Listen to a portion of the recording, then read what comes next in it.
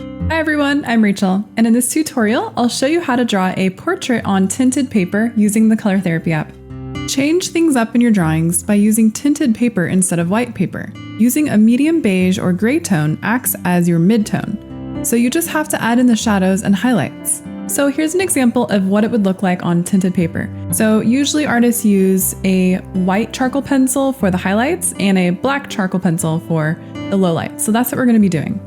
So the first thing you'll want to do is just tap to fill in the background for your paper. So just use like a beige or a tan color. I'm going to use this mauve color under the neutral warm palette, and it's just set to solid. And I'll also just grab a basic black and white. So just tap to fill in the whole image with your tinted color, and then open up the manual mode and select flat brush. It's going to mimic a charcoal block or a charcoal pencil really well. So let's set the size to 100 and opacity at 40%, and then make sure coloring inside the lines mode is set to on. And then starting off with black, just begin to add in your lowlights into the hair. Now I'm just kind of following those blocks of lines and just going in the movement of those lines in the hair. So typically for the hair, it's going to be darker. You're going to have more shadows where the hair overlaps and near the face.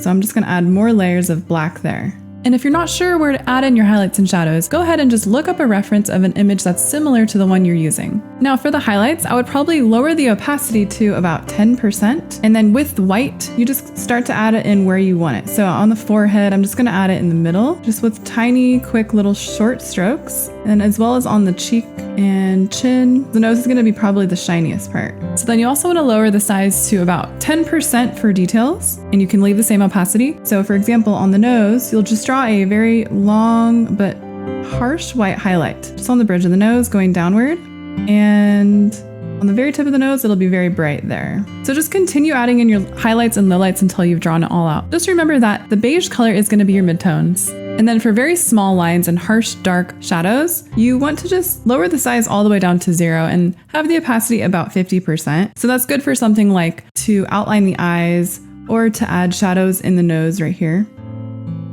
And so the idea is just to work back and forth with the black and white to bring up your highlights and shadows. And then for areas of shadows that are very light, you just want to lower the size to about 50% and then opacity to 0%. For example, on the sides of the forehead, that's a great size and opacity to use it, as well as like the cheekbone and chest area.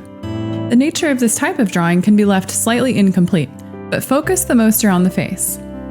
Then remove the black lines and optionally add the canvas effect to complete. If you'd like to see more tutorials like this, don't forget to subscribe to the Color Therapy YouTube channel so you don't miss any new tutorial videos.